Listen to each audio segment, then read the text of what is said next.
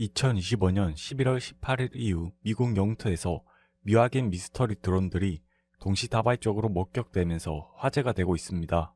미국 연방항공국 FAA의 말에 따르면 뉴저지, 뉴욕, 코네티컷, 펜실베니아나, 매사추세츠, 버지니아 등 여러 주에서 목격되고 있으며 이런 시민들의 제보는 현재 공식적으로 최소 3,000건 이상이며 계속 증가되고 있다고 합니다. 놀라운 것은 드론에 대한 목격담인데요.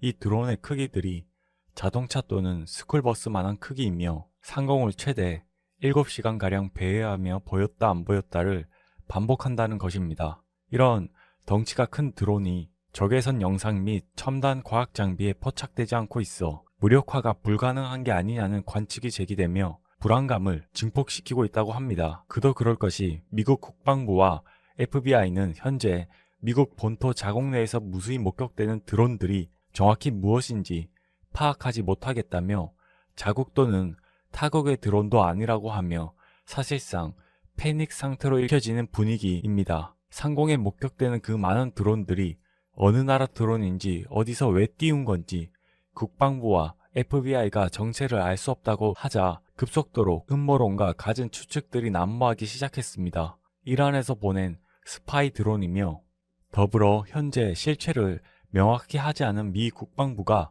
실험 중인 미군의 비밀 신기술 무인기 테스트라는 추측과 심지어는 외계인이 보낸 AI 드론이라는 주장도 제기됐습니다.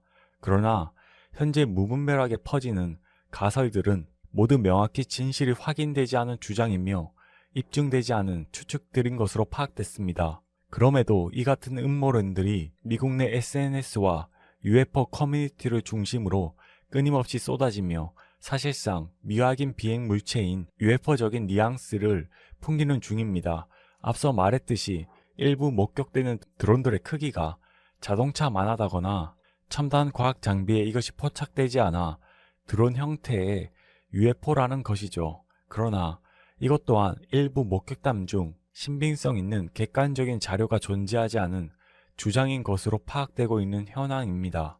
이런 상황 속에 12월 12일 국토안보부와 FBI가 성명을 발표했습니다. 목격되는 드론들이 국가적인 보안 또는 공공안전에 위협이 되거나 타국과 연관됐다는 직접적인 증거가 없다고 말이죠. 또한 과거의 드론 신고 건들은 유인 항공기나 시설물 같은 것들을 오인한 신고였고 자신들이 다양한 탐지 방법 등을 동원하는 등 지원을 하였지만 그런 전자 탐지의 결과에서 육안으로 목격되는 드론 신고 건과 일치하는 사례는 찾아볼 수 없고 확인이 되지 않으며 수천 건의 신고된 목격 건 중 상당수가 유인 항공기를 오인하였다는 것입니다.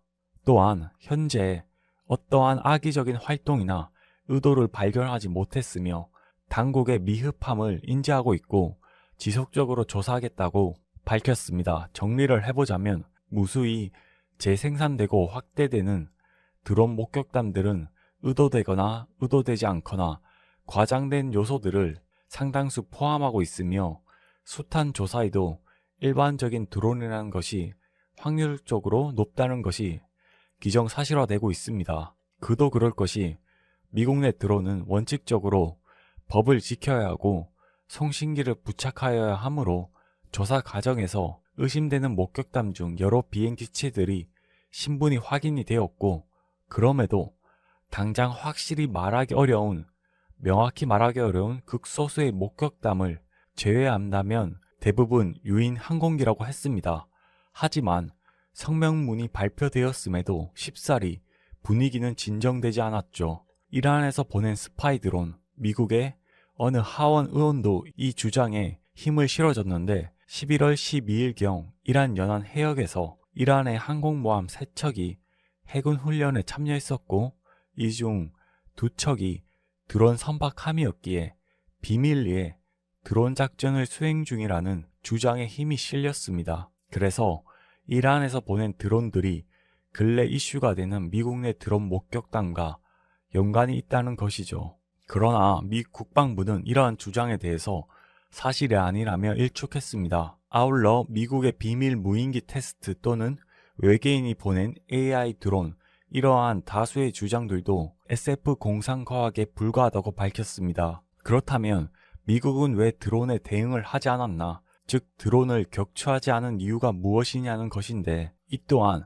현재 드론 관련 법적 문제가 복잡하게 얽혀 있고 공중에서 드론을 회수한다는 것은 불가능하기에 드론 추락으로 인한 2차 피해를 방지하여야 해서 격추는 사실상 힘들다고 보여집니다.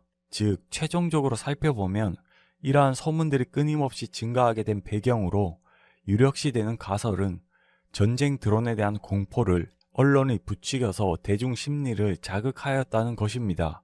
요 근래 심심찮게 현재 우크라이나 러시아 전쟁에서 사용되는 폭탄을 실은 드론에 관한 영상들이 보이고 있습니다. 매우 간편하고 신속하고 효율적이게 군인들을 제거하는 드론의 모습을 본 사람들은 드론에 대한 인식이 점차 바뀌고 있고, 최근 우크라이나 전장에서 널리 사용되는 드론 부대의 드론이 현대전에서 치명적이고 위협적인 존재가 되고 있죠. 실제로 어느 한 우크라이나 드론 조종사 한 명 혼자서 러시아군 300여 명을 사살한 것으로 추산되며, 이는 악명 높은 이라크전 때 미국 역사상 최고의 저격수로 불렸던 크리스 카일이 사살한 적군의 인원보다 많은 수치였습니다. 또한 최근 추세는 드론의 명중률을 높이고자 AI 기능을 탑재하고 이용한 드론 자동화 시스템도 가동되고 있고, 드론에 대한 군사 기술이 핵심적으로 부상되고 있습니다. 그리고 현재 심상치 않게 돌아가는 중동 정세에 대한 변화도 주목할 만한 주요 배경 중 하나입니다. 9.11 테러라는 아픈 역사가 있는 미국이기에 드론에 대한 테러 역시 그냥 넘겨볼 문제가 아니었습니다. 그러나 언론들은 명확한 사실을 확인하지 않고 과장되거나 오인한 드론 목격담을 무분별하게 퍼나르고 기사를 쓰게 되면서, 이로 인해 사람들의 불안감과 드론에 대한 목격담들이 끊임없이 가공되고 재생산되게 된 것이었죠. 드론 목격담 중 개중의 일부는 실제 드론도 아니고 AI로 만든 가짜 영상임에도 그 영상에 대한 관심이 폭발하기도 했습니다. 현재 AI라는 엄청난 기술과 그로 인한 변화들로 정세가 매우 복잡하게 흘러가는 것 같습니다. 이럴 때일수록 침착하게 사태를 파악하고 차분하게 주변을 둘러볼 필요가 있지 않을까 생각합니다.